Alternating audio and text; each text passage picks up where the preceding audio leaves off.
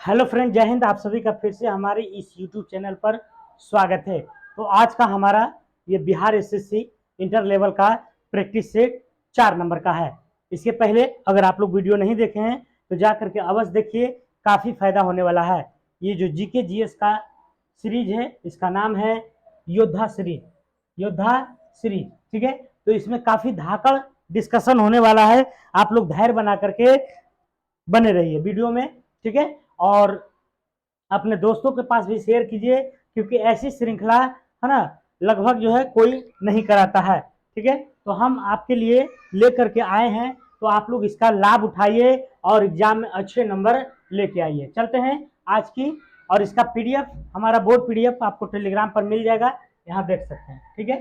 तो चलते हैं, आज की पहला क्वेश्चन को स्टार्ट करते हैं। पहला क्वेश्चन का रहा है 71 नंबर से आज है। इसके पहले 70 नंबर हम करा दिए हैं, 70 तक, ठीक है। तो आप लोग देख सकते हैं। पहला क्वेश्चन कर रहा है कि वर्ष 2023 में कितने व्यक्तियों को पद्म विभूषण से सम्मानित किया गया है। पद्म विभूषण की बात किया जा रहा है कि पद्म विभूषण से कितने व्यक्तियों को सम्मानित किया गया है। 5, 6, 8 और 4। तो कितने व्यक्तियों को पद्म विभूषण, है ना, एक होता है पद्म विभूषण होता है, एक होता है पद्म भूषण होता है, और एक होता है पद्मश्री। तो यहाँ पर पूछा जा रहा है पद्म विभूषण के बारे में। किसके बारे में? पद्म विभूषण के बारे में, कि कितने व्यक्तियों को पद्म विभूषण मिला है। तो कितना ये मिला था आपको? 6 व्यक्तियों को। कितना मिला था? 6 व्यक्तियों को। कितना व्यक्ति को? 6 व्यक्ति को। अगर पद्म भूषण की बात किया जाए, पद्म भूषण, पद्म भूषण, है ना, पद्म भूषण जो है कितने व्यक्तियों को मिला है? तो ये मिला था आपको 9 व्यक्तियों को। कितने व्यक्तियों को? 9 व्यक्तियों को। 9 व्यक्ति को, है ना। पद्म भूषण कितना मिला है? तो 9 व्यक्ति को। और एक होता है पद्म श्री। पद्म श्री होता है, पद्म श्री पुरस्कार, है ना। तो ये जो है टोटल कितने व्यक्ति को मिला है? तो 91 व्यक्ति को। 91 व्यक्ति को, ठीक है। तो ये तीनों याद रखिएगा, ये 2023 का आंकड़ा है। तो पहला क्या है? पद्म विभूषण कितने व्यक्ति को मिला? तो 6 व्यक्ति को। पद्म विभूषण कितने? 6 व्यक्ति को। और पद्म भूषण 9 व्यक्ति को। और पद्म श्री 91 व्यक्ति को। सबसे इसमें जो उच्च जो पद्म है, ये कौन है? पद्म विभूषण है, इसलिए इसको 6 मिला। और पद्म भूषण की बात किया जाए तो 9 मिला। और पद्मश्री की बात किया जाए तो 91 व्यक्ति को मिला है, ठीक है। चलते हैं अगला क्वेश्चन की ओर। अगला क्वेश्चन कह रहा है माइक्रोलिथ जो प्रारंभिक औजार के रूप में मनुष्यों द्वारा प्रयोग किया गया था।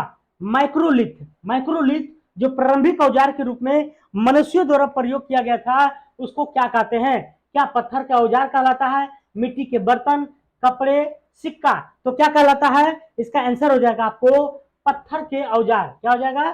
पत्थर के औजार को ही क्या कहते थे? माइक्रोलिथ कहते थे। क्या कहलाता था? माइक्रोलिथ। तो पत्थर के औजार को क्या कहते थे? माइक्रोलिथ कहलाते थे, ठीक है। अगर बात किया जाए मानव की, तो मानव का जो आज से लगभग 40,000 वर्ष पहले जो है ना, उदय हुआ था। मानव का आज से कितना वर्ष पहले उदय हुआ है? तो 40,000 वर्ष पहले मानव का उदय, है ना, 40,000 वर्ष पूर्व, 40,000 वर्ष पूर्व हुआ था, पूर्व हुआ था, ठीक है। और मानव की अगर बात किया जाए तो मानव का जो है वैज्ञानिक नाम क्या है? इसका वैज्ञानिक नाम, वैज्ञानिक नाम, तो वैज्ञानिक नाम की अगर बात करें तो होमोसेपियंस होता है। होमो सेपियंस, है ना। तो ज्ञानी मानव का जो वैज्ञानिक नाम है क्या है? होमोसेपियंस है। अगर बात किया जाए धातु में, तो मनुष्य ने सर्वप्रथम जो है किसका प्रयोग किया था? तो तांबा का। मनुष्य ने सर्वप्रथम तांबा, तांबा धातु का प्रयोग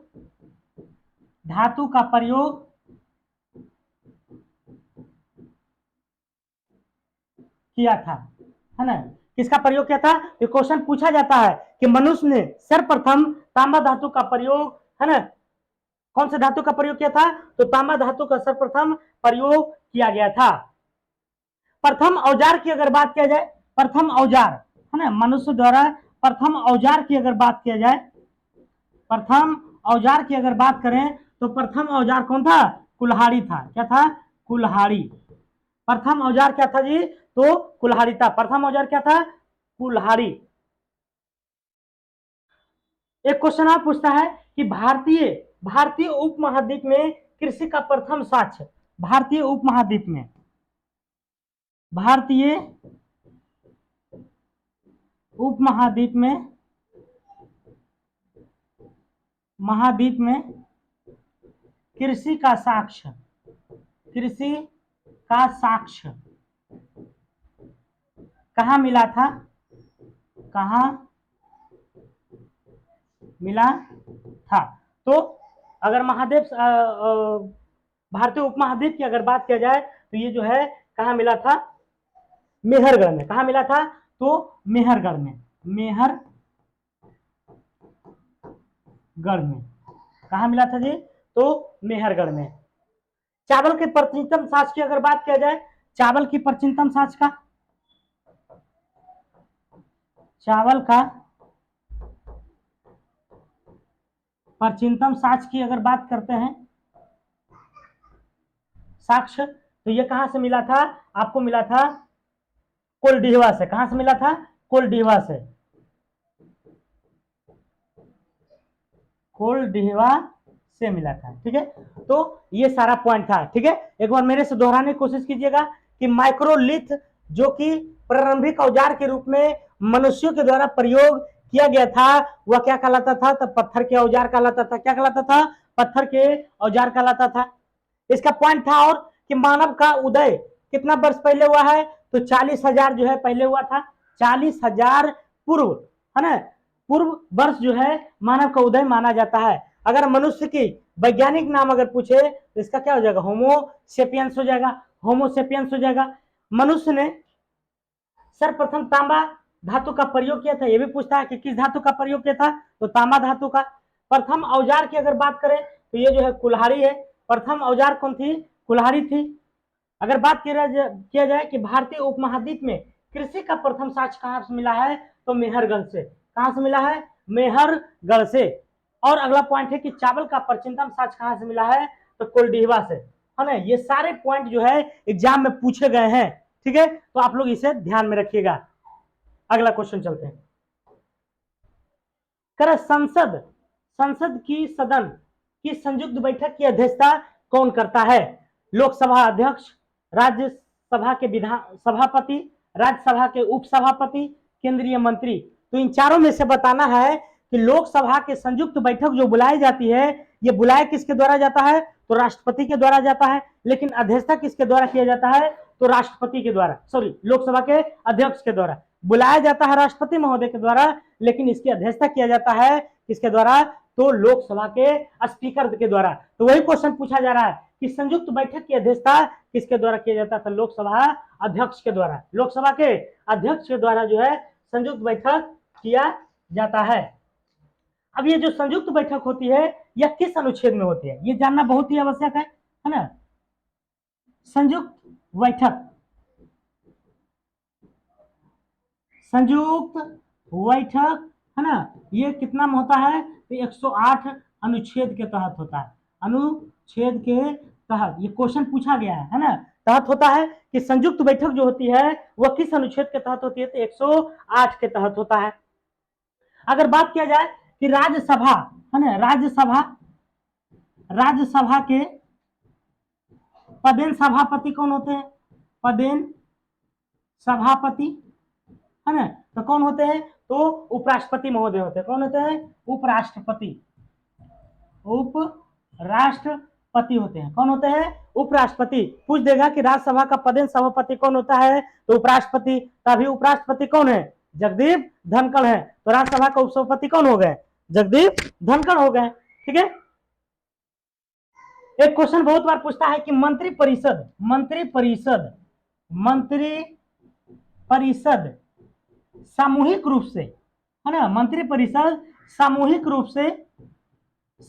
रूप से किसके प्रति उत्तरदायी होता है? किसके प्रति उत्तरदायी होता है? उत्तरदायी होता है। तो ये जो है किसके प्रति उत्तरदायी होता है? तो मंत्री परिषद जो है आपको पूरी लोकसभा के प्रति उत्तरदायी होता है।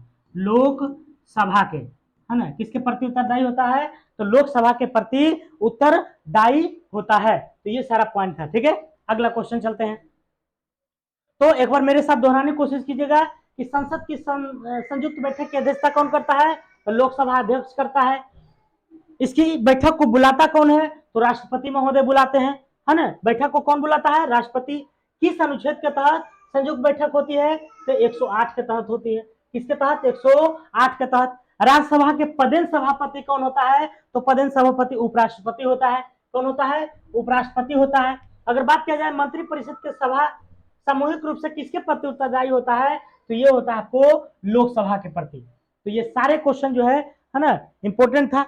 अब मंत्री परिषद, है ना, मंत्री परिषद,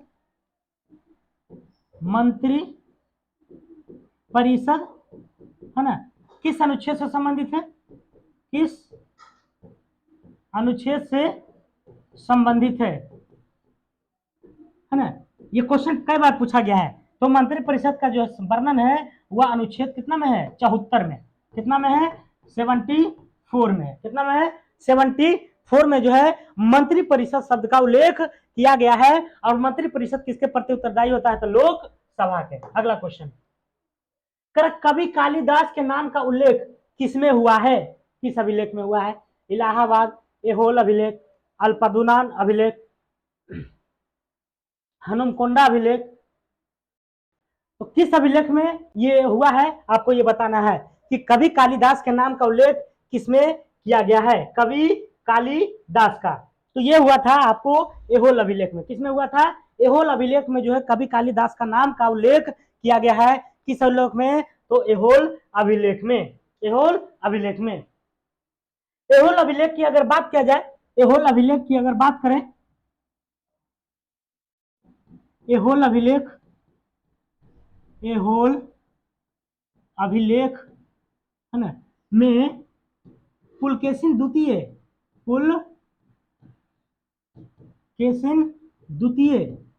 के इतिहास के बारे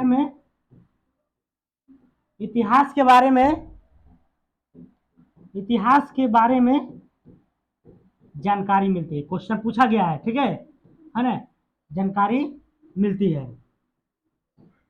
पूछ देगा क्वेश्चन, है ना, कि कौन सी ऐसी अभिलेख है जिसमें पुलकेशिन द्वितीय के बारे में जानकारी मिलती है? तो वो कौन सी अभिलेख है जी? तो ऐहोल अभिलेख है। कौन है? ऐहोल अभिलेख है। ऐहोल अभिलेख की अगर बात किया जाए तो ऐहोल अभिलेख के जो रचयिता थे, इसके रचयिता, है ना, इसके रचयिता जो है कौन है? तो इसके रचयिता जो है रवि कीर्ति है। कौन है? रवि कीर्ति है। कौन है? रवि कीर्ति जो है ऐहोल अभिलेख के रचयिता है। और ऐहोल अभिलेख में किसका वर्णन किया गया है? पुलकेशिन द्वितीय का। और कवि कालिदास का जो है वर्णन किस अभिलेख में किया गया है? तो ऐहोल अभिलेख में। तो ये सारा क्वेश्चन जो है तोड़ के मैंने इसको बता दिया है, ठीक है।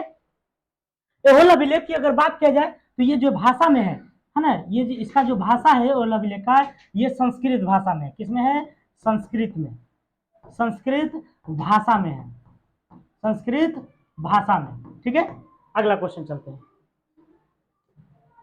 अगला है विश्व में प्राकृतिक रबड़ का अग्रणी उत्पादन, है ना। प्राकृतिक रबड़ के मतलब क्या हुआ है? मतलब मनुष्य के द्वारा नहीं, बल्कि जो नेचुरली भगवान के द्वारा दिया जाता है उसको क्या कहते हैं? प्राकृतिक रबड़।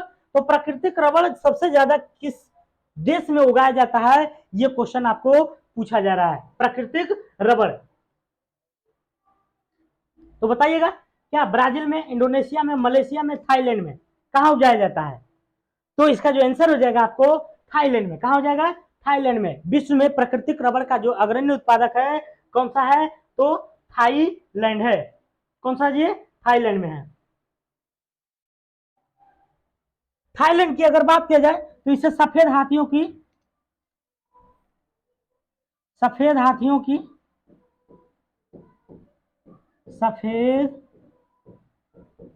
हाथियों की भूमि कहा जाता है, कि भूमि कहा जाता है किसको? थाईलैंड को। और थाईलैंड में क्या होता है? तो प्राकृतिक रबड़ का जो है अग्रणी उत्पादक भी है कौन? थाईलैंड है। और सफेद हाथियों की भूमि भी किसको कहते हैं? तो थाईलैंड को कहा जाता है। ब्राजील को अगर देखा जाए तो ये कहवा उत्पादन में अग्रणी है। कहवा कहवा उत्पादन में अग्रणी है, है ना। ब्राजील किसमें है? तो कहवा उत्पादन में। और कहवा के बागान को क्या कहते हैं? फेजेंटा कहते हैं। कहवा के बागान को क्या कहते हैं? फेजेंटा कहते हैं। सॉरी, फेजेंटा क्या कहलाता है? तो फेजेंटा। फेजेंटा फेजेंटा कहलाता है ना। कहवा के बागान को क्या कहते हैं? फेजेंटा। कहवा का उत्पादन में अग्रणी कौन है? ब्राजील। सफेद हाथियों की भूमि किसे कहा जाता है? थाईलैंड। और रबर के उत्पादन में कौन है? तो थाईलैंड है। रबर के उत्पादन में कौन है? थाईलैंड है। इंडोनेशिया की अगर बात किया जाए तो यहाँ सिनकोना होता है। यहाँ क्या होता है? सिनकोना। सिनकोना उत्पादन में क्या है? अग्रणी है। कौन? तो इंडोनेशिया है। ठीक है, ये को रहने देते हैं। अगला क्वेश्चन, तो एक बार मेरे से रिपीट कीजिएगा कि विश्व में प्राकृतिक रबड़ का अग्रणी उत्पादक कौन है? तो थाईलैंड है। थाईलैंड को और क्या कहा जाता है? सफेद हाथियों की भूमि कहा जाता है। इंडोनेशिया की अगर बात करें तो सिनकोना उत्पादन में अग्रणी है। ब्राजील की अगर बात करें तो कहवा के उत्पादन में अग्रणी है। और कहवा के बागान को फेजेंटा कहते हैं। क्या कहते हैं? फेजेंटा। अगला क्वेश्चन, यूरो मुद्रा, है ना। यूरो मुद्रा की स्वीकार करने वाला नवीनतम देश कौन है? यूरो मुद्रा आप सभी को पता होगा कि यूरो मुद्रा जो है यूरोपीय संघ के 20 देशों की जो है एक आधिकारिक मुद्रा है। एक क्या है? आधिकारिक मुद्रा है, मतलब ऑफिशियल मुद्रा है। क्या है? ऑफिशियल मुद्रा है। तो कह रहा है यूरो मुद्रा की स्वीकार करने वाला नवीनतम देश कौन है? तो नवीनतम देश की अगर बात किया जाए तो इसमें क्रोएशिया हो जाएगा। क्या हो जाएगा? क्रोएशिया हो जाएगा। क्रोएशिया की अगर बात करें तो ये जो है 20वां देश बना है। 20वां देश जिन्होंने जिन्होंने जिन्होंने यूरोपीय मुद्रा को अपनाया है। यूरोपीय मुद्रा को अपनाया है। ठीक है ना। तो क्रोएशिया जो है कैमा देश बन गया है? तो 20वां देश बन गया है जिन्होंने क्या किया है? यूरोपीय मुद्रा को अपनाने वाला बन गया है। अगला क्वेश्चन, साहित्य अकादमी पुरस्कार किस वर्ष शुरू हुआ था? साहित्य अकादमी पुरस्कार, तो साहित्य अकादमी पुरस्कार की अगर बात किया जाए तो ये जो है आपको 1954 में प्रारंभ किया गया था। कब किया गया था? 1954 में। 1954 में साहित्य अकादमी पुरस्कार की शुरुआत किया गया था। लेकिन प्रथम साहित्य पुरस्कार की अगर बात करें तो 1955 में दिया गया था। प्रथम साहित्य पुरस्कार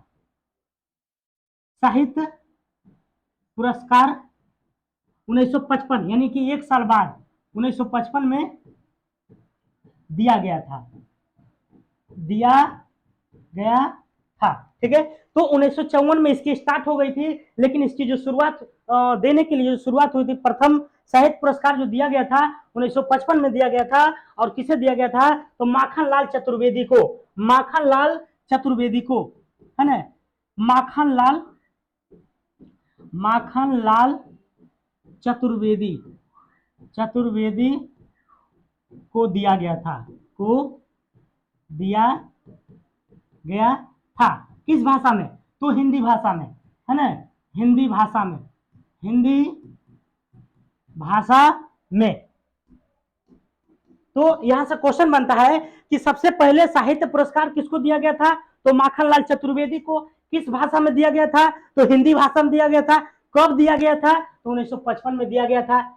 1955 में दिया गया था। और साहित्य अकादमी पुरस्कार की शुरुआत कब हुई थी, तो 1954 में हुई थी। 1954 में हुई थी। तो इस पॉइंट में जो है कहीं से भी आपको उठा करके पूछ सकता है। ठीक है, साहित्य अकादमी पुरस्कार की अगर बात किया जाए, साहित्य अकादमी पुरस्कार की अगर बात किया जाए, तो साहित्य अकादमी पुरस्कार, अकादमी पुरस्कार संविधान में उल्लिखित, संविधान में उल्लिखित, संविधान में उल्लिखित 22 भाषाएं, 22 भाषाएं के अलावा, 22 भाषाएं के अलावा राजस्थानी और अंग्रेजी में दिया जाता है। राजस्थानी, राजस्थानी एंड अंग्रेजी में, अंग्रेजी में दिया जाता है। ठीक है, तो टोटल कितना भाषा हो गया, 24 भाषा में। मतलब 22 को तो संविधान में जो उल्लिखित भाषा है उसमें से दिया ही जाता है। इसके अलावा भी 2 भाषा, मतलब राजस्थानी और अंग्रेजी में भी दिया जाता है। तो टोटल कितने भाषा में, 24 भाषा में दिया जाता है। और प्रथम साहित्य अकादमी पुरस्कार जो है कब दिया गया था, तो 1955 में। शुरुआत कब हुई थी, 1954 में। इसकी जो शुरुआत देना हुआ था 1954 में, लेकिन दिया गया था 55 में। किसको, तो माखनलाल चतुर्वेदी को, माखनलाल चतुर्वेदी को। और किस भाषा में, तो हिंदी भाषा में। ठीक है, आगे चलते हैं। कह भारतीय संविधान की कौन सी अनुच्छेद सहकारी समितियां के संवर्धन से संबंधित है। भारतीय संविधान की कौन सी अनुच्छेद, ऐसी कौन सी अनुच्छेद है जो सहकारी समितियों से संबंधित है। 31B, 43B, 43 से 41 से। तो सहकारी समितियों से संबंधित कौन है, ये बताना है। तो आप लोग भी जो है आंसर देने की कष्ट करें कमेंट बॉक्स में, तभी जो है फायदा होने वाला है। तो भारतीय संविधान के कौन से अनुच्छेद सहकारी समितियों से संबंधित है, इसका जो आंसर हो जाएगा आपको 43 के बी, 43 के बी हो जाएगा, 43 के बी हो जाएगा। ठीक है, तो भारतीय संविधान में कौन से अनुच्छेद सहकारी समितियों के संवर्धन से संबंधित है, तो किससे संबंधित है, 43 के बी से, 43 के बी से। अब ये 43 बी आया कहां से, 43 बी आखिर आया कहां से, तो मैं बताता हूं कहां से आया है। इसे 42वें संविधान संशोधन, संविधान संशोधन 1976 के द्वारा जोड़ा गया है ना, ऐड किया गया, जोड़ा गया। देखिए जिस भी अनुच्छेद में ए बी सी डी कुछ को लग जाए, इसका मतलब आप समझ जाइएगा कि उसमें किसी न किसी माध्यम से छेड़खानी हुआ है, मतलब संशोधन हुआ है। ठीक है, तो इसमें जो छेड़खानी हुआ है वह किसके माध्यम से हुआ है, तो इसे 42वें संविधान संशोधन के द्वारा जो है जोड़ा गया है। और 42वें संविधान संशोधन आप लोग अच्छी तरह जानते हैं कब हुआ था, 1976 में, 1976 में हुआ था, 1976 में। अनुच्छेद 43A की अगर बात करें, 43 यहां पर है। ठीक है, 43 यहां पर है ए। तो 43A में क्या वर्णन किया गया है, इसमें उद्योगों के प्रबंधन में श्रम की भागीदारी, उद्योगों के प्रबंधन में, उद्योगों के प्रबंधन में श्रम की भागीदारी में, श्रम की भागीदारी है। तो 43 से जो है क्या है, तो उद्योगों के संवर्धन में, प्रबंधन में, है ना, श्रम की क्या है, भागीदारी है। या किसमें किया गया है, 43 के ए में, 43 के ए में क्या किया गया है, तो उद्योगों के प्रबंधन में श्रम की भागीदारी। जबकि 43 बी में क्या है, तो सहकारी समितियों से संबंधित है, सहकारी समितियों से संबंधित है 43 बी। सहकारी समितियां किससे संबंधित, 43 बी से। और 43 ए अगर पूछेगा तो उद्योगों के प्रबंधन में श्रम की भागीदारी से संबंधित है।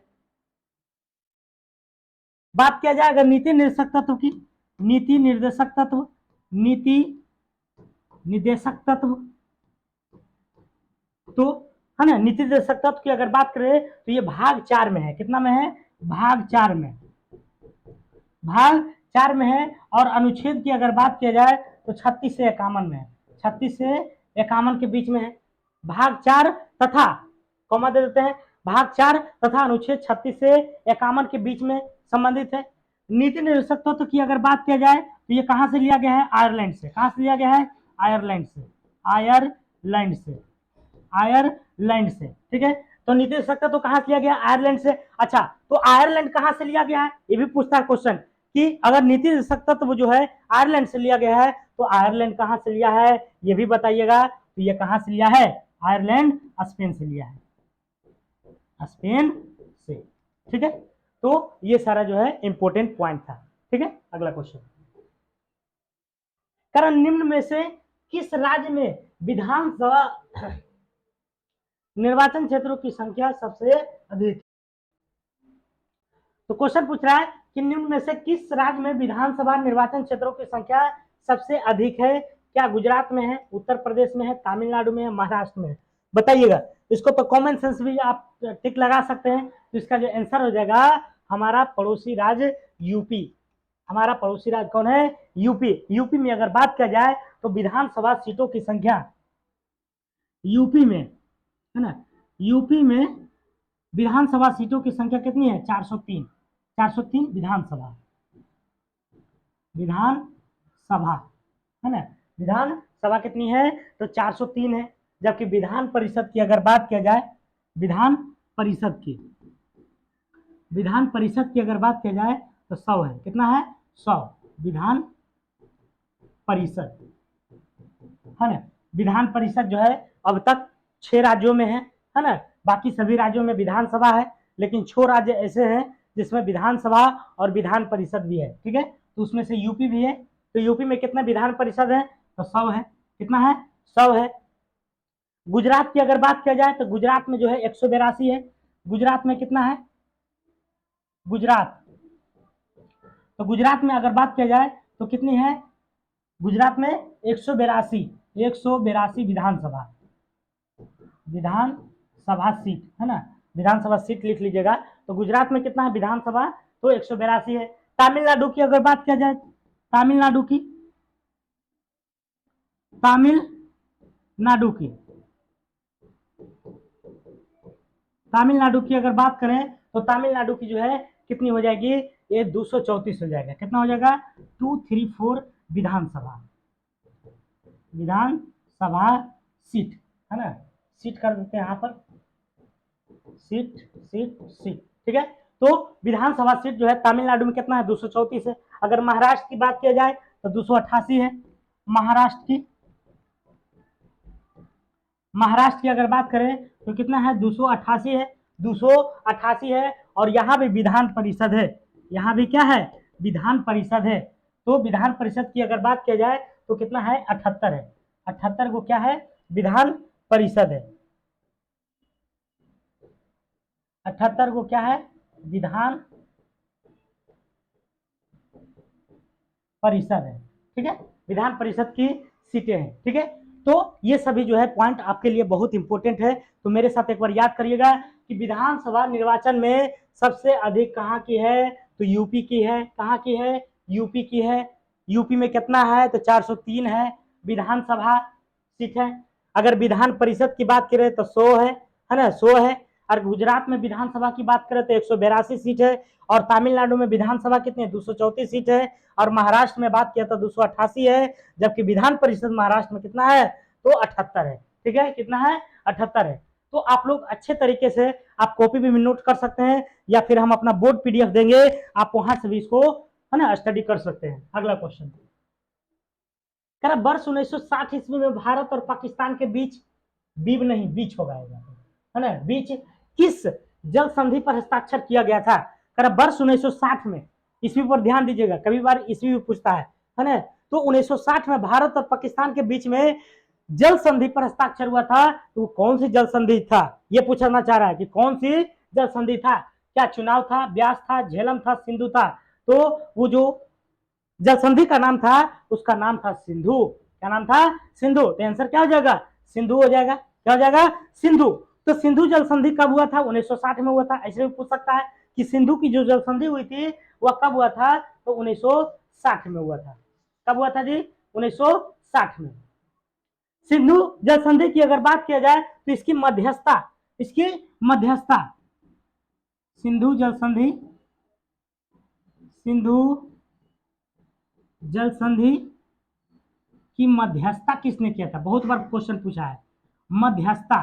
देखिए हम जो भी बताएंगे वो आपके एग्जाम के लेवल से ही बताएंगे, ना कि फालतू क्वेश्चन, ठीक है। तो सिंधु जल संधि की मध्यस्थता जो है किसने किया था, तो ये विश्व बैंक ने किया था।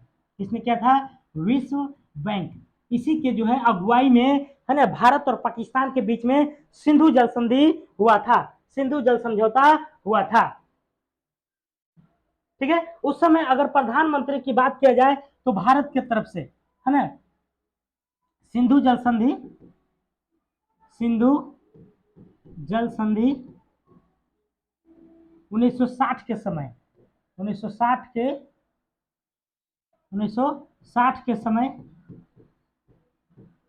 भारत के प्रधानमंत्री, भारत के प्रधानमंत्री पंडित जवाहरलाल नेहरू, पंडित जवाहरलाल नेहरू तथा पाकिस्तान के प्रधानमंत्री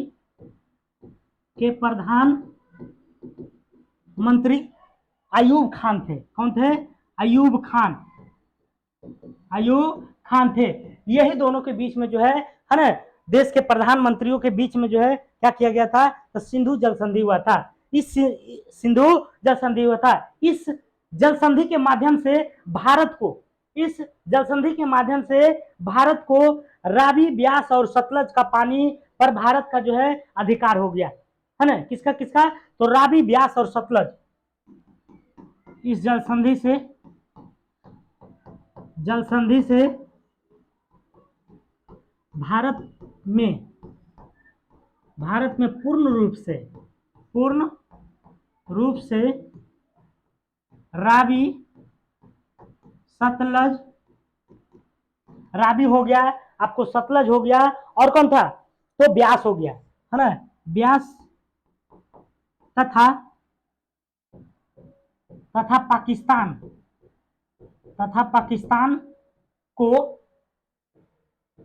पाकिस्तान की अगर बात किया जाए तो इसको जो है झेलम, चिनाब और सिंधु, झेलम,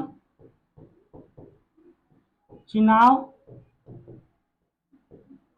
एवं सिंधु पर, है ना, पूर्ण अधिकार हो गया, मतलब पानी यूज करने का, है ना, कि जो है इस नदियां का हम करेंगे, और वो नदी जो है आपको मिला है उस पर आप कीजिएगा, अधिकार हो गया, ठीक है, अधिकार हो गया, ठीक है। तो बात समझ में आया होगा आप सभी को, है ना। एक बार फिर से हम समझाने की कोशिश करते हैं, आप लोग ध्यान से सुनिएगा। सबसे पहली बात कि सिंधु जल संधि कब हुआ था, 1960 में हुआ था, 1960 में, ठीक है। तो इससे जो है आपका आंसर भी लग गया, 1960 में सिंधु जल संधि हुआ था। सिंधु जल संधि की मध्यस्थता करने वाला कौन था, तो विश्व बैंक था। कौन था, विश्व बैंक था। सिंधु जल संधि 1960 के, है ना, समय भारत के प्रधानमंत्री कौन थे, तो पंडित जवाहरलाल नेहरू थे।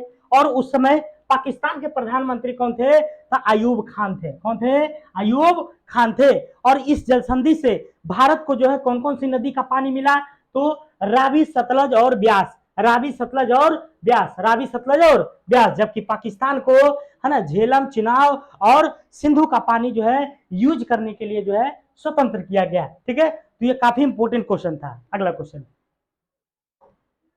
अगला है, कर शरीर के किन भागों में रक्त का प्रवाह, रक्त मतलब खून, प्रवाह मतलब दौड़ना, तो रक्त का जो दौड़ना तेज होता है वह कहाँ होता है, क्या यकृत में होता है, अग्नाशय में, महाधमनी में, महाशिरा में, कहाँ होता है, रक्त कहाँ तेजी से दौड़ता है, तो तेजी से कहाँ दौड़ता है, यह महाधमनी में। कहाँ दौड़ता है, महाधमनी में जो है रक्त तेजी से दौड़ता है। धमनी की अगर बात किया जाए तो धमनी में शुद्ध रक्त, धमनी में धमनी में शुद्ध रक्त, शुद्ध रक्त बहता है ना, बहता है, बहता है। जबकि सीरा की अगर बात किया जाए, सीरा की, सीरा की, तो इसमें सीरा में, सीरा में अशुद्ध रक्त, अशुद्ध रक्त बहता है, अशुद्ध रक्त बहता है। कभी बार जो है क्वेश्चन तोड़ के पूछता है ना, कि शुद्ध रक्त किसमें बहता है, धमनी, महाधमनी, सीरा। तो धमनी में, कहा, धमनी में। और अशुद्ध कहाँ बहता है, तो सीरा में। अशुद्ध कहाँ बहता है, सीरा में। शुद्ध कहाँ बहता है, तो धमनी में। तो ये दोनों क्वेश्चन को, पॉइंट को याद रखिएगा, ठीक है। यकृत की अगर बात किया जाए, यकृत, है ना, जितने भी इंपॉर्टेंट क्वेश्चन है मैं बताते चलूंगा, ठीक है। यकृत, यकृत जो है मनुष्य की सबसे बड़ी, मनुष्य की सबसे, मनुष्य की सबसे, मनुष्य की सबसे बड़ी, मनुष्य की सबसे बड़ी जो ग्रंथि है वह क्या है, तो यकृत है। कौन है, यकृत है। मनुष्य की सबसे बड़ी जो है ना, मनुष्य की सबसे बड़ी अंग की अगर बात किया जाए तो क्या हो जाएगा, यकृत हो जाएगा। क्या हो जाएगा, यकृत, जिसको लीवर कहते हैं, है ना, क्या कहता है, लीवर, यकृत, ठीक है। यकृत की अगर बात करें तो पित्त का स्राव यही करता है ना, यकृत, यकृत जो है पित्त का स्राव करता है। क्या करता है, पित्त का, पित्त का स्राव, स्राव मतलब उत्सर्जन, उत्सर्जन या स्राव करता है, ठीक है। तो यकृत जो है क्या करता है, पित्त का स्राव करता है ना। और मनुष्य की सबसे बड़ी अंग क्या है, तो यकृत है, इसको लीवर कहते हैं। और धमनी में, धमनी में शुद्ध रक्त, जबकि सीरा में अशुद्ध रक्त, है ना। और शरीर के किन भागों से रक्त का प्रवाह तेजी से होता है, तो महाधमनी में, महाधमनी में। अगला क्वेश्चन, कर भारत के संविधान के किस अनुच्छेद में वर्णन है कि हिंदी संघ की राजभाषा होगी। हिंदी क्या होगी, संघ की राजभाषा होगी। संघ मतलब केंद्र, जिसको कहते हैं केंद्र सरकार। संघ मतलब केंद्र, यानी केंद्र मतलब ऐसा केंद्र जो कई राज्यों से मिलकर के बना हो, है ना, उसको क्या कहते हैं, संघ कहते हैं। तो कह रहे हिंदी एक, हिंदी संघ की राजभाषा होगी। यह किस अनुच्छेद में वर्णन है, किसमें है, तो 343 के ए में है। 343 के ए में यह कहता है कि भारत जो है, भारत जो है हिंदी संघ की राजभाषा है। क्या है, तो हिंदी संघ की राजभाषा होगी। या वर्णन किसमें है, तो 343 क्लोज 1 में। 343 क्लोज 1 में जो है क्या है, तो हिंदी संघ की राजभाषा होगी। 345 की अगर बात किया जाए, अनुच्छेद 345, अनुच्छेद 345 की अगर बात किया जाए तो 345 में राज्यों की भाषा से संबंधित है, राज्यों की भाषा से संबंधित है ना।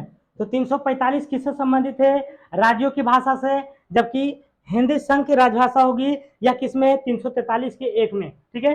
अगर भाग पूछे कि भाग 17 में, भाग 17 में जो है किस चीज का वर्णन है, तो हिंदी का। भाग 17 में हिंदी का, हिंदी का वर्णन है, वर्णन है। और अगर अनुच्छेद पूछे कि हिंदी से संबंधित अनुच्छेद, हिंदी से संबंधित अनुच्छेद,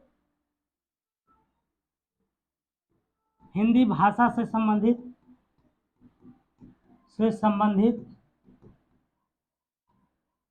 अनुच्छेद, अनुच्छेद की अगर बात किया जाए तो 343 से 351, 343 से 351 के बीच में वर्णित है। क्या, हिंदी राजभाषा, हिंदी राजभाषा 343 से 351 के बीच में अवस्थित है, ठीक है। एक है 350 के ए, 350 के ए बहुत पूछता है, अच्छा क्वेश्चन है, स्टैंडर्ड क्वेश्चन है। 350 के ए में क्या वर्णन किया गया है अनुच्छेद में, है ना। तो 350 में वर्णन किया गया है कि जो है प्राथमिक शिक्षा, प्राथमिक शिक्षा, प्राथमिक शिक्षा अपनी मातृभाषा में होगी, अपनी मातृभाषा में होगा। यह कौन कहता है? तो 350 के ए, 350 के ए में यह कहता है कि प्राथमिक शिक्षा क्या होगी? अपनी मातृभाषा में होगी, 350 के ए में। ठीक है। उसी में अगर देखा जाए 350 के बी में, 350 के बी में, तो 350 के बी में यह कहा गया है ना, कि अल्पसंख्यक, अल्पसंख्यक के लिए विशेष अधिकारी, अल्पसंख्यक भाषाएं के लिए, भाषाएं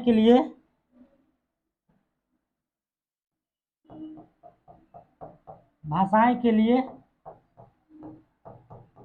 है ना विशेष प्रावधान, विशेष प्रावधान या फिर विशेष अधिकारी की नियुक्ति राष्ट्रपति करते हैं। विशेष प्रावधान या विशेष अधिकारी की नियुक्ति कौन करते हैं? तो राष्ट्रपति करते हैं। ठीक है। तो इतने सारे पॉइंट आपके लिए काफी है। ठीक है। तो भारत के संविधान के किस अनुच्छेद में वर्णन है कि हिंदी संघ की राजभाषा होगी? 343 के ए में, 343 के ए में है, नीचे वाला है। ठीक है। 343 के ए में है। अनुच्छेद 345 की अगर बात करें तो राज्यों की भाषा से संबंधित है। भाग 17 की अगर बात करें तो भाषा से संबंधित है ना, हिंदी भाषा से, और हिंदी भाषा का वर्णन है भाग 17 में। अगर अनुच्छेद की बात किया जाए तो 343 से 351 के बीच में है। 350 ए में क्या कहता है? प्राथमिक शिक्षा अपनी मातृभाषा में होगी, या 350 ए वर्णन करता है। 350 बी क्या वर्णन करता है? तो अल्पसंख्यक भाषाओं के लिए विशेष जो है प्रावधान राष्ट्रपति महोदय कर सकते हैं। अगला क्वेश्चन। तो उम्मीद करते हैं कि समझ में आप लोग को आ रहा होगा। अगर समझ में आ रहा है तो चैनल को एक बार सब्सक्राइब कर दीजिए, शेयर कर दीजिए, लाइक कर दीजिए, और अपने दोस्तों भाई के साथ जो है इसको शेयर कीजिए ज्यादा से ज्यादा। ठीक है। अगला क्वेश्चन कर, पक्के बाघ अभयारण्य किस राज्य में अवस्थित है? पक्के बाघ अभयारण्य किस राज्य में है? तो ये किस में है? अरुणाचल प्रदेश में। कहाँ है? अरुणाचल प्रदेश में पक्के बाघ अभयारण्य अवस्थित है। पक्के बाघ अरुणाचल प्रदेश की अगर बात किया जाए तो इसमें जो है 3 गो है। अरुणाचल प्रदेश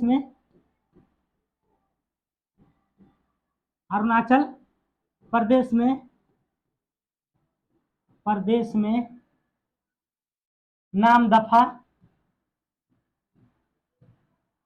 एक तो ये हो गया पक्के, नामदफा हो गया आपको, पक्के हो गया, और कमलांग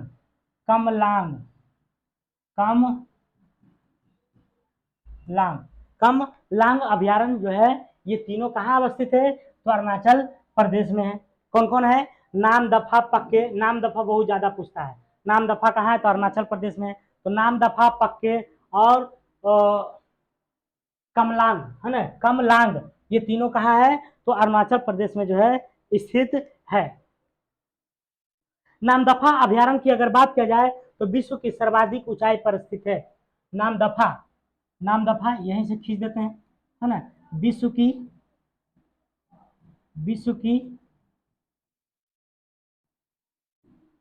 सर्वाधिक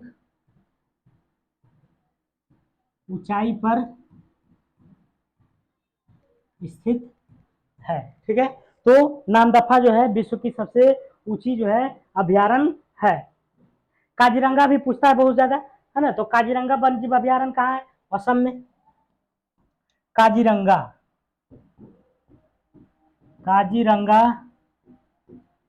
वन्य जीव अभयारण्य, है ना, ये कहाँ है? तो ये जो है आपको असम में है। कहाँ है? असम में। काजीरंगा वन्य जीव अभयारण्य कहाँ है जी? तो असम में है। किसके लिए प्रसिद्ध है ना? तो बाघों के संरक्षण है। तो यहाँ पर लिख देते हैं, बाघों के संरक्षण के लिए। ठीक है। बाघों के संरक्षण के लिए ये काजीरंगा वन्यजीव अभयारण्य है। ठीक है। तो बाघ अभ्यारण्य कहाँ है? अरुणाचल प्रदेश में है। और अरुणाचल प्रदेश में कौन कौन है? तो नामदफा, कमलांग, ये दोनों भी कहाँ है? अरुणाचल प्रदेश में। नामदफा की अगर बात करें तो विश्व की सर्वाधिक ऊंचाई पर स्थित जो है अभ्यारण्य है। काजीरंगा की बात करें तो काजीरंगा वन्य जीव अभ्यारण्य असम में है ना। और यह किसके लिए है? तो बाघों के संरक्षण के लिए है। अगला क्वेश्चन, कर भारत के उत्तरी मैदान पूरी तरह से किस क्षेत्र से संबंधित है? उत्तरी मैदान है ना, भारत को उत्तरी मैदान, दक्षिणी मैदान में जो है बांटा गया है। तो कह रहा है उत्तरी मैदान में कौन सी मिट्टी है? काली मिट्टी, जलोढ़ मिट्टी, पीली मिट्टी, शुष्क मिट्टी, कौन सी मिट्टी है ये बताना है भारत के उत्तरी मैदान में। तो भारत के उत्तरी मैदान की अगर बात किया जाए तो जलोढ़ मिट्टी है। कौन है? जलोढ़ मिट्टी है। कौन सी मिट्टी है? जलोढ़ मिट्टी। जलोढ़ मिट्टी की अगर बात करें तो उत्तरी मैदान के साथ साथ इसे तटीय मैदान प्रायद्वीपीय भारत में पाया जाता है। जलोढ़ मिट्टी, जलोढ़ मिट्टी, जलोढ़ मिट्टी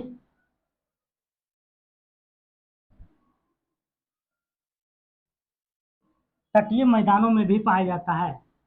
तटीय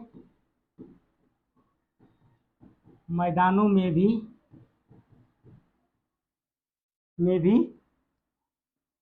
पाया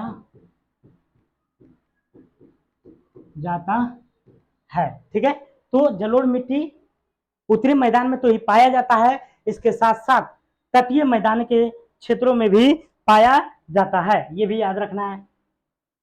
जलोढ़ मिट्टी की अगर बात करें तो इसमें जो है पोटास और चूना की मात्रा होती है ना। इस मिट्टी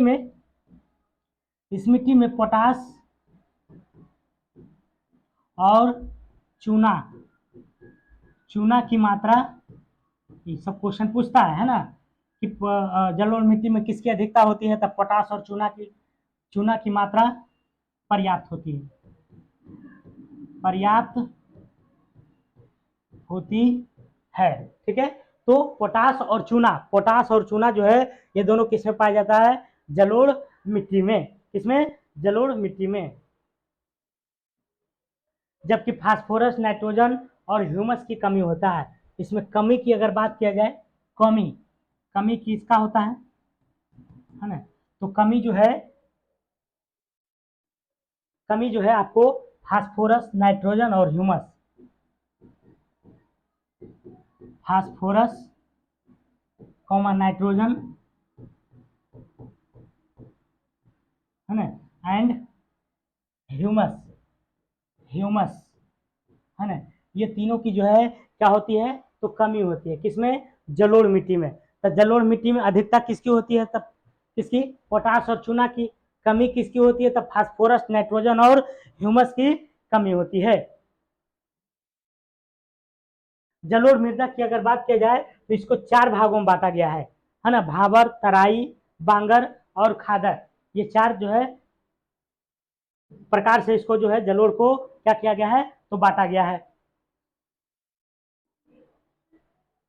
अगला क्वेश्चन, अगला चलते हैं। अगला है सलाल पावर स्टेशन किस नदी पर बनाया गया है? सलाल है ना, तो सलाल जो है किस नदी पर जो है पावर स्टेशन है? तो ये कहाँ पर है? ये चिबाब नहीं, चिनाब होगा। ठीक है, चिनाब। तो सलाल पावर स्टेशन किस नदी पर बनाया गया है? तो चिनाब पर। कहाँ से बनाया गया है? चिनाब नदी पर सलाल पावर स्टेशन बनाया गया है। किस नदी पर? चिनाब नदी पर बनाया गया है। भारत में अगर बात किया जाए प्रथम पनबिजली ऊर्जा केंद्र की शुरुआत है ना, भारत में प्रथम पनबिजली मतलब पानी से चलता है बिजली, पनबिजली है ना, पनबिजली ऊर्जा केंद्र की शुरुआत, ऊर्जा केंद्र की शुरुआत, ऊर्जा केंद्र की शुरुआत जो हुई थी आपको 1902 ईस्वी में हुई थी। 1902 में हुई थी। कितना में हुआ था? तो भारत में प्रथम पनबिजली की अगर शुरुआत पूछे तो 1902 में हुआ था, लेकिन अगर वास्तविक रूप से पूछे वास्तविक रूप से तो ये जो है वास्तविक रूप से जो हुआ था 1902 में ही हुआ था, लेकिन शिव समुद्रम पनबिजली परियोजना हुई थी। वास्तविक रूप से 1902 ईस्वी में वास्तविक रूप से 1902 ईस्वी में जो है शिव समुद्रम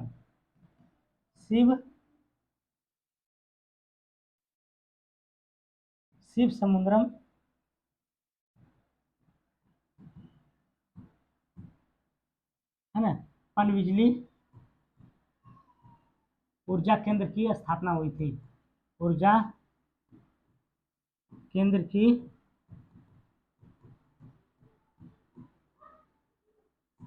स्थापना हुई थी।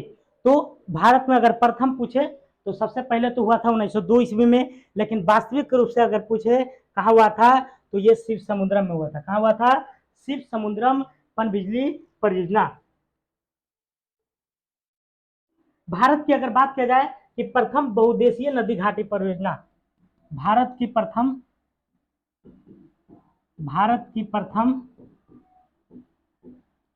बहुउद्देशीय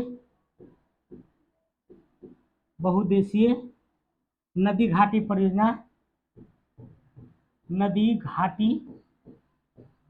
परियोजना है ना दामोदर घाटी परियोजना है। क्या है?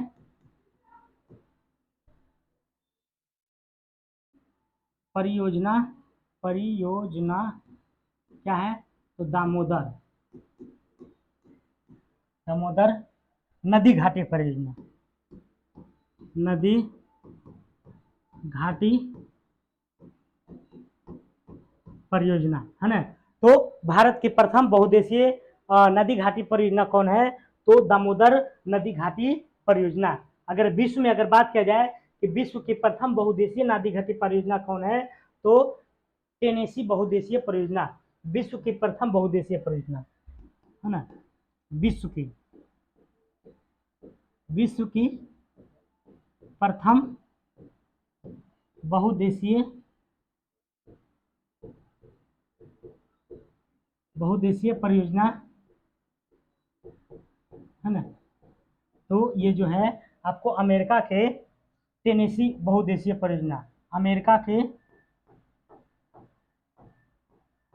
के टेनेसी बहुउद्देशीय परियोजना, ठीक है। अमेरिका के टेनेसी बहुउद्देशीय परियोजना, ठीक है, जो कि 1933 ईस्वी में बना था। कब बना था? 1933 में विश्व की।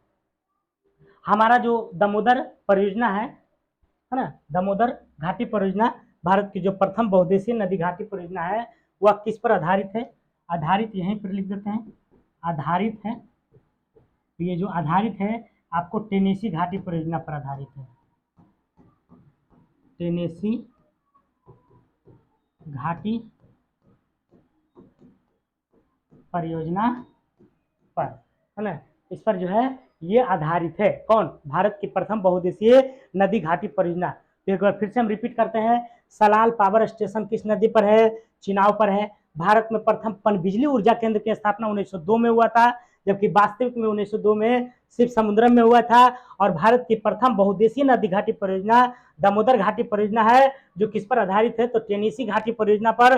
और विश्व की प्रथम बहुउद्देशीय परियोजना अमेरिका के टेनेसी बहुउद्देशीय परियोजना है, जिसका निर्माण 1933 में हुआ था। अगला क्वेश्चन, करा भारत की दूसरी पंचवर्षीय योजना किस पर आधारित थी? है ना, पीसी महालनोबिस पर, कॉल्डोर मॉडल पर, सोलो मॉडल पर, हेराल्ड डोमर मॉडल पर। तो दूसरी पंचवर्षीय योजना की बात किया जा रहा है, तो दूसरी जो पंचवर्षीय योजना किस पर आधारित है? तो पीसी महालनोबिस पर। किस पर आधारित है? पीसी महालनोबिस पर। किस पर है? पीसी महालनोबिस पर भारत की दूसरी पंचवर्षीय योजना आधारित है। किस पर आधारित है? तो पीसी महालनोबिस पर, ठीक है। अगर पंचवर्षीय योजना की बात किया जाए तो इसकी शुरुआत हुआ था 1951 ईस्वी। कब हुआ था? 1951 में। पंचवर्षीय योजना पंचवर्षीय योजना की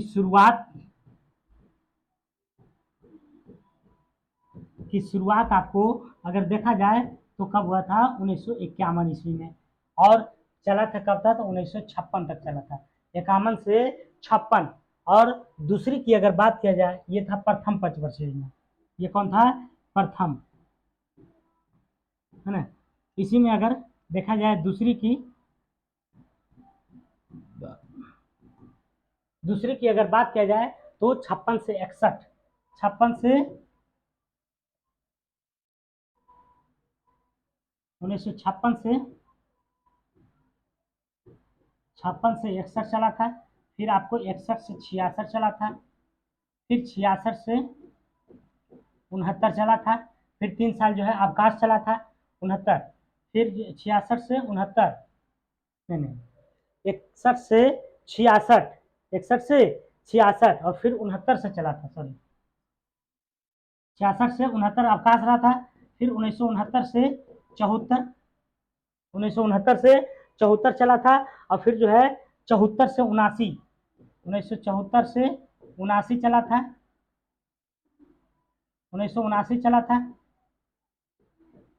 1979 चला था, फिर 80 से 85 चला था, 80 से 85 चला था, 80 से 85 चला था, फिर आपको 85 से 90 चला था, 85 से 90 चला था, फिर जो है 2 साल गैप हुआ, फिर 92 से 97 चला था, 92 से 97 चला, और 97 से 2002 चला, 2002 चला, फिर 2002 से जो है आपको 2007 चला, 2007 चला, 2000 जो है 7 से 2012 चला, 2002 से 7 और 7 से 12 चला, और फिर जो है 12 से 17 चला, 2012 से 17 चला, है ना, और 17 से 2035 तक जो है लक्ष्य रखा गया है ना। तो मुख्य रूप से योजना योग जो है इतना ही चला था, है ना। इसमें जो है आप गिन लीजिएगा, जैसे ये प्रथम हो गया, ये द्वितीय हो गया, ये तृतीय हो गया, ये चतुर्थ हो गया, ये पंचम हो गया, ये षष्ठ हो गया, ये सप्तमी हो गया, ये आठवीं हो गया,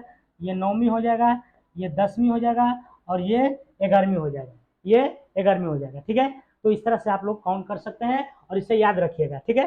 तो प्रथम पंचवर्षीय योजना की शुरुआत जो है कब हुआ था, 1951 में, और चला था 56 तक। दूसरी पंचवर्षीय योजना की अगर बात किया जाए तो इम्पोर्टेंट है ना। दूसरी पंचवर्षीय योजना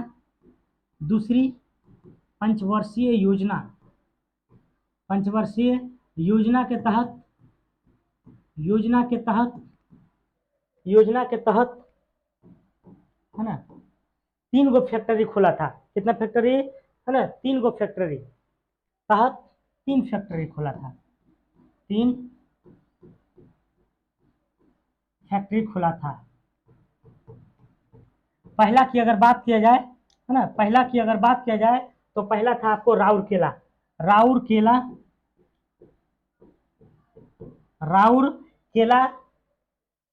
संयंत्र, राउरकेला संयंत्र। इसकी स्थापना की अगर बात करें तो 1954 में हुई थी। अगर बात किया जाए किसकी सहायता से, तो राउरकेला है ना जर्मनी की सहायता से। किसके सहायता से, जर्मनी के, है ना, इसको याद रखिएगा, किसके सहायता, जर्मनी। अगर दूसरा के देखा जाए तो भिलाई, है ना, राउरकेला उड़ीसा में है। भिलाई बात की जाए,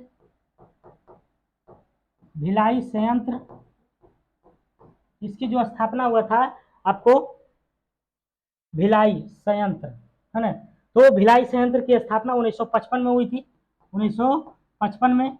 और ये किसकी सहायता से, तो भिलाई जो है रूस की सहायता से। किसकी सहायता से, रूस की सहायता से इसका निर्माण हुआ था। और भिलाई कहाँ है, तो छत्तीसगढ़ में है। तीसरा की अगर बात करें तो तीसरा दुर्गापुर संयंत्र था, दुर्गापुर संयंत्र था। और दुर्गापुर संयंत्र जो है इसकी स्थापना 1959 में हुई थी, 1959 में। और यह जो है ब्रिटेन की सहायता से बना था, ब्रिटेन की सहायता से, है ना, ब्रिटेन की सहायता से। किसकी सहायता से, तो ब्रिटेन की सहायता से बनी थी क्या, दुर्गापुर। और दुर्गापुर कहाँ है, तो ये पश्चिम बंगाल में है ना। तो सब मैंने बता दिया है, आप लोग इसे ध्यान से याद रखिएगा, ठीक है। क्योंकि पॉइंट ये सब काफी इंपॉर्टेंट है। अगला क्वेश्चन, भारत में मिड डे मील योजना की शुरुआत कब से हुई थी? तो मिड डे मील को हम लोग क्या कहते हैं? मध्याह्न भोजन भी कहते हैं, है ना, जो कि स्कूल में बच्चों को जो है टिफिन के वक्त, मतलब हाफ वेला के समय जो है उनको जो है अलग अलग भोजन परोसा जाता है, दिन के अनुसार, प्रोटीन के अनुसार, वसा के अनुसार, है जो भी सरकार का नियमावली है उसके अनुसार जो है मिड डे मील के थ्रू जो है बच्चों को भोजन दिया जाता है।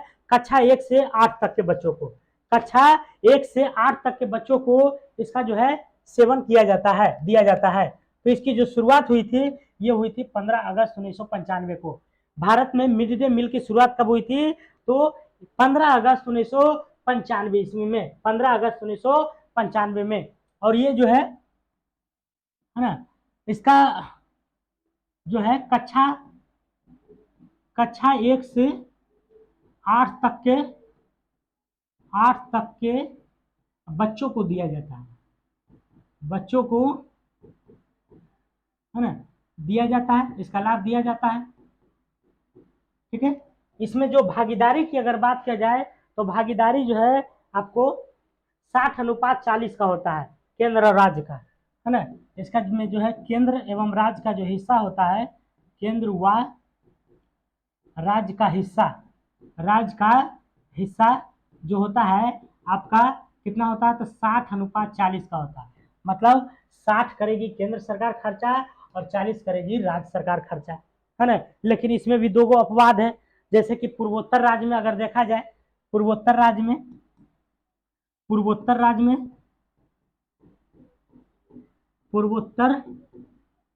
में अगर देखा जाए तो इसका जो है 90:10 का अनुपात है ना। मतलब 90 केंद्र करेगी और 10 मात्र राज्य करेगी। अब पूर्वोत्तर राज्य जो है काफी फायदा में है ना। अगला क्वेश्चन, तो भारत में मिड डे मील की योजना का शुरुआत कब हुआ था? 15 अगस्त 1995 ईस्वी में, है ना। इसमें कौन सी कक्षा का जो है लाभ दिया जाता है? तो कक्षा 1 से 8 तक के बच्चों को। इसमें केंद्र और राज्य की जो हिस्सा होता है अनुपात में कितना होता है? तो 60:40 होता है। लेकिन अगर पूर्वोत्तर राज्य में देखा जाए तो 90:10 होता है। कितना होता है? 90:10 होता है। अगला क्वेश्चन, अगला है, भारत में स्थापित पहला राष्ट्रीय उद्यान है, भारत में स्थापित पहला राष्ट्रीय उद्यान कौन सा है? तो पहला राष्ट्रीय उद्यान की अगर बात किया जाए तो कौन है? जिम कॉर्बेट है। कौन है? जिम कॉर्बेट राष्ट्रीय उद्यान है, जिम कॉर्बेट राष्ट्रीय उद्यान है ना, जिम कॉर्बेट राष्ट्रीय उद्यान। जिम कॉर्बेट राष्ट्रीय उद्यान की अगर बात किया जाए तो इसकी स्थापना 1936 में हुई थी, है ना। इसकी स्थापना जो हुआ था 1936 में, 1936 ईस्वी में, है ना।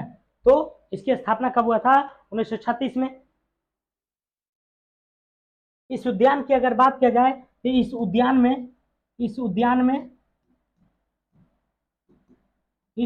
में एक नदियां बहती है जिसका नाम है रामगंगा, रामगंगा नदी बहती है ना। इस उद्यान में कौन सी गंगा बहती है? तो रामगंगा नामक जो है बहती है।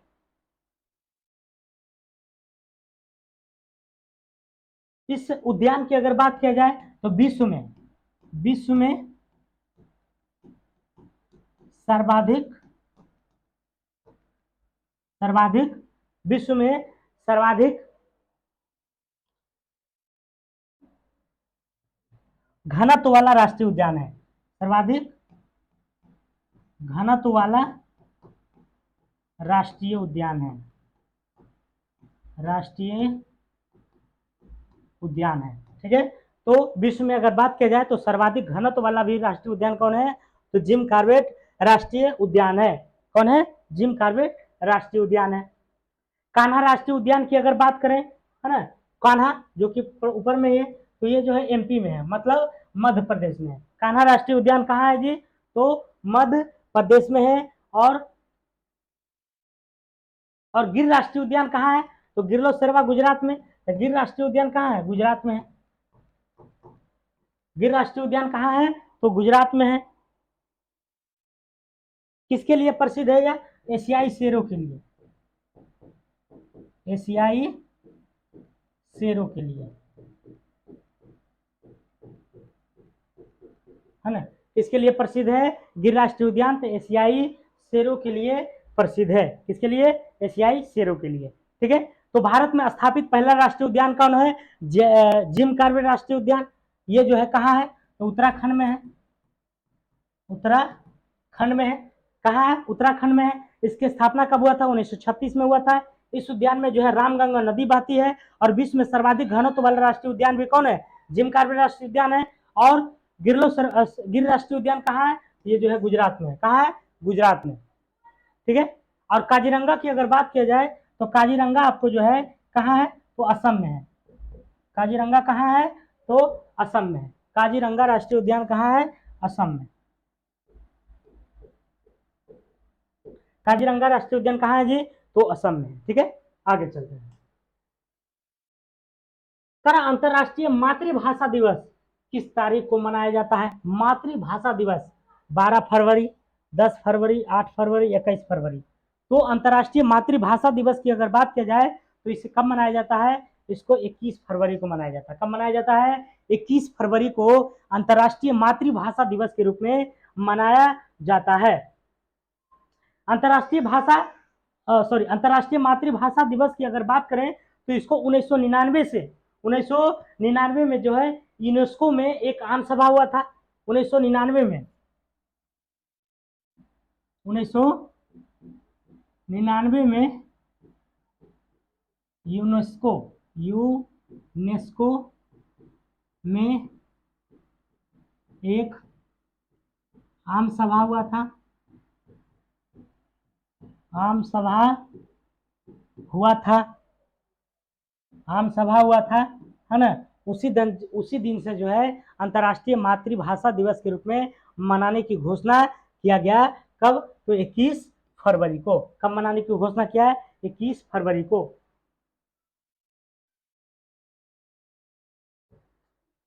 अगर बात किया जाए संयुक्त राष्ट्र की, है ना, तो संयुक्त राष्ट्र यूएन जिसको कहते हैं, है ना, संयुक्त राष्ट्र की स्थापना 24 अक्टूबर 1945 को हुआ था। 24 अक्टूबर 1945 को। इसके 6 दिन बाद इसमें भारत शामिल हुआ था, मतलब 30 अक्टूबर 1945 को। तो यूएन के द्वारा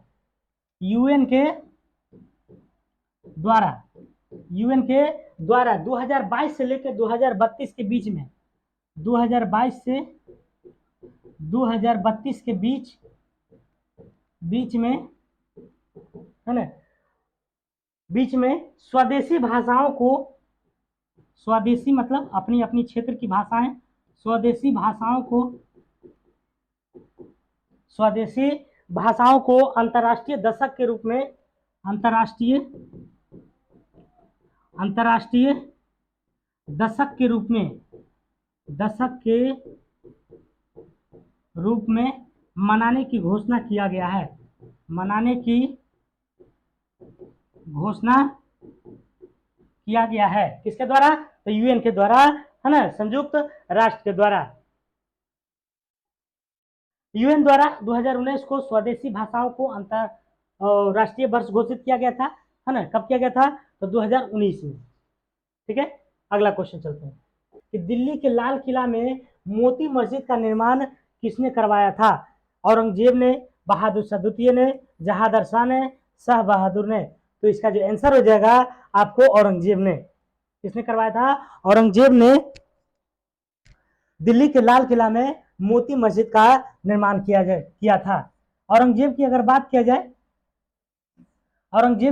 किया जाए तो औरंगजेब ने बीबी का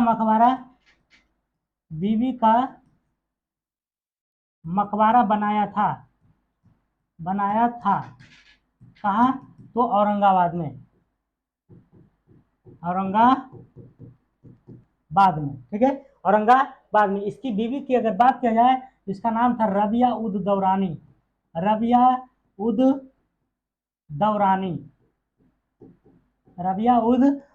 था। ठीक है, औरंगजेब की अगर बात किया जाए तो ये किसका बेटा था? शाहजहां का बेटा था। शाहजहां का पुत्र था, शाहजहां का पुत्र था। ठीक है। नवरोज त्योहार एक पूछता है, नवरोज त्योहार, नवरोज त्योहार, तो इस त्योहार की जो शुरुआत किया था बलबन ने किया था। किसने किया था? बलबन ने किया था, है ना। नवरोज त्योहार की शुरुआत किसने किया था? तो बलबन के द्वारा किया गया था। और झरोखा दर्शन, झरोखा दर्शन भी एक होता है, झरोखा, है ना, खिड़की से पहले झांका जाता था। झरोखा दर्शन जो था ये औरंगजेब ने बंद करवा दिया था। औरंगजेब ने बंद करवाया, है ना। किसने बंद करवाया था? तो औरंगजेब ने। अगला क्वेश्चन, कारण निम्नलिखित में से अक्रिस्टलीय है, तो अक्रिस्टलीय इसमें कौन सा हो जाएगा? कांच क्या है? एक अक्रिस्टलीय पदार्थ है। क्या है? तो कांच क्या है? एक अक्रिस्टलीय है। कांच को एक अतिशीतित द्रव्य कहते हैं। कांच को अतिशीतित द्रव कहा जाता है, कहा जाता है।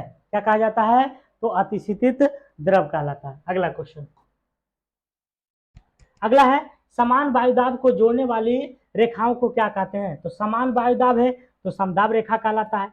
समताप रेखा समान ताप वाले कहलाता है। अगर बात किया जाए समलवन रेखा तो समान लवणता वाले। अगर बात किया जाए समवर्षा के तो समान वर्षा वाले रेखा को। ठीक है, तो इस तरह से ये पॉइंट आप सब याद रखिएगा। अगला क्वेश्चन, करा ध्वनि की तीव्रता मापने वाला यंत्र क्या कहलाता है? ऑडियोमीटर, है ना, यही तो आंसर है ना। ध्वनि की तीव्रता मापने वाला यंत्र क्या कहलाता है? ऑडियोमीटर कहलाता है। ओडोमीटर की अगर बात किया जाए, ओडोमीटर की, तो ओडोमीटर जो है वाहन द्वारा तय की गई दूरी मापता है। वाहन द्वारा तय की गई दूरी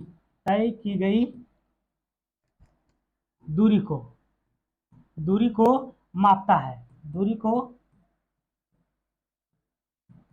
मापता है। ठीक है। अल्टीमीटर की अगर बात करें तो ये ऊंचाई को मापता है, ऊंचाई को मापता है। ऑक्जीनोमीटर की अगर बात करें तो ऑक्जीनोमीटर जो है क्या करता है? तो पौधे की वृद्धि को मापता है, पौधे की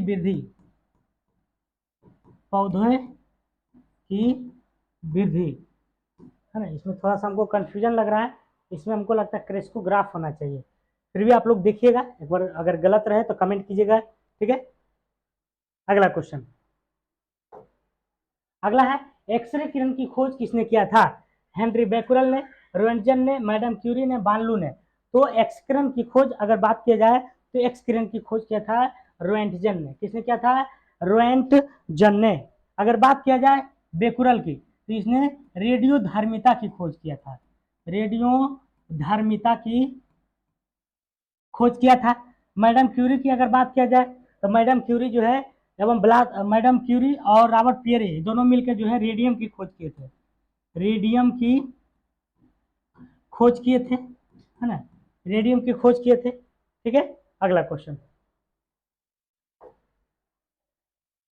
अगला है दाब की इकाई क्या है? तो दाब की इकाई जो है पहले भी आया था क्वेश्चन, न्यूटन प्रति मीटर स्क्वायर या न्यूटन प्रति वर्ग मीटर। न्यूटन प्रति वर्ग मीटर जो होता है या किसका एसआई मात्रक होता है, इकाई होता है? तो दाब की, किसकी?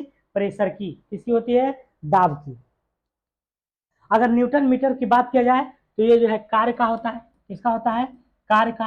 कार्य का क्या होता है? तो न्यूटन मीटर होता है। अगर न्यूटन बात किया जाए तो किसका होता है? तो ये बल का होता है।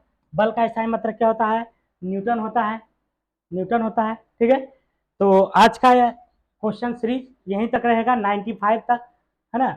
और इसके आगे फिर कल क्लास हम लेकर के आएंगे तो आप लोग जरूर लगातार जुड़िए इस सेशन से, काफी फायदा होने वाला है एग्जाम के दृष्टिकोण से। ठीक है, तो आज के लिए इतना ही। जय हिंद, जय भारत। और इसका पीडीएफ, बोर्ड पीडीएफ जो है आपको टेलीग्राम चैनल पर मिल जाएगा, आप वहां से डाउनलोड कर सकते हैं। धन्यवाद।